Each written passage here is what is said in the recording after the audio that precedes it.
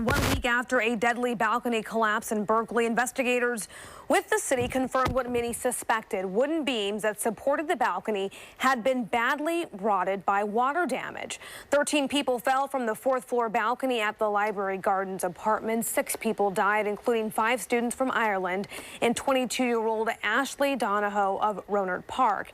In the last 2 hours, Berkeley's planning director stopped short of declaring a cause of the collapse, but he was clear about what his inspectors found.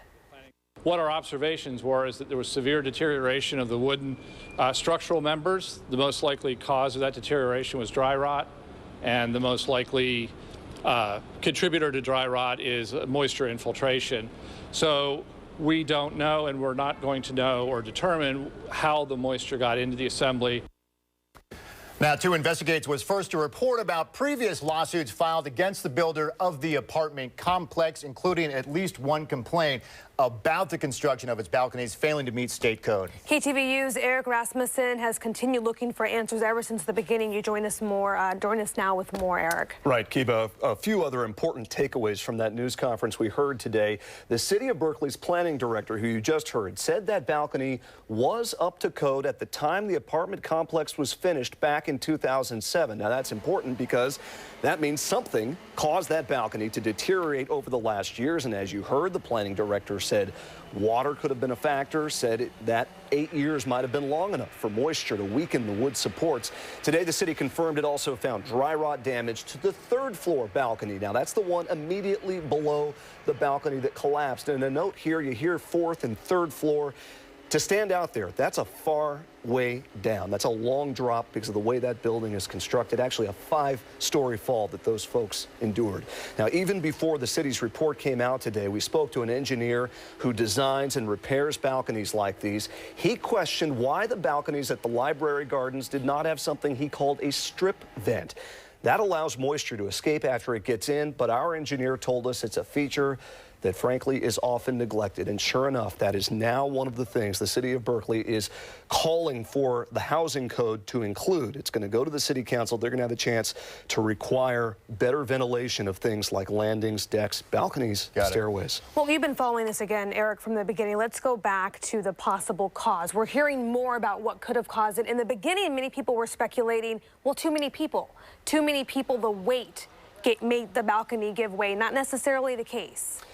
Maybe not. And again, you heard the city very careful not to declare a cause. But frankly, we know that now that water damage, dry rot was at least a contributing factor here. The engineers we've talked to in the last week, multiple folks who know this business, say be careful about ever declaring one cause of a disaster like this.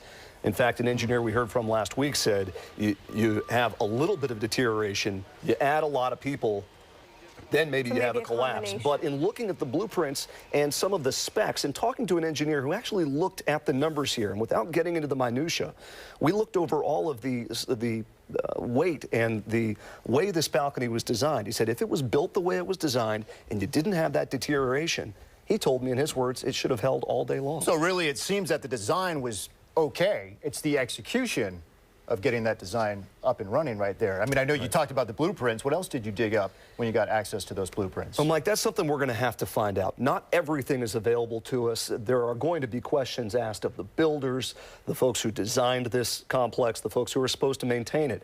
And that raises the question about inspections. I mean, we've got a packet here, if we can come back out on camera.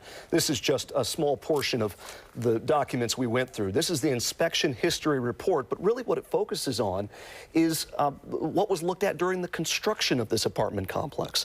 Once construction was finished back in 2007, there was a lot less attention, obviously, paid to this. And in looking through this report, there's very little mention of balconies. There's a lot of other things. They look at floors, they look at every nail that was hammered, but balconies not so much. And an interesting thing here is that one thing that the city does require its multifamily housing units to do is kind of fill out this self report that the landlords and tenants look at. This is an example of it here. And on this list, it asks a lot of questions that they have to provide every year.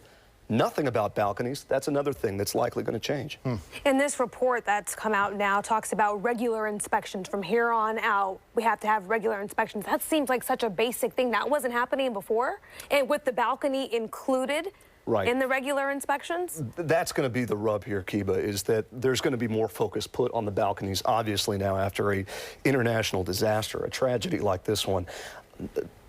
Obviously, there were some inspections being done, but I think what they're saying is if the city council agrees to these recommendations, which I think by all accounts we expect they will, 6 months from now, you're going to see all of these balconies of multifamily housing units in Berkeley inspected, and they say after that, if this passes, every 5 years, they're going to go back and take a closer look to see if they're still in the good condition they're supposed to be in. I'm curious, in the end, who's liable? Because we know there's lawsuits coming. Absolutely. Who are those lawsuits against?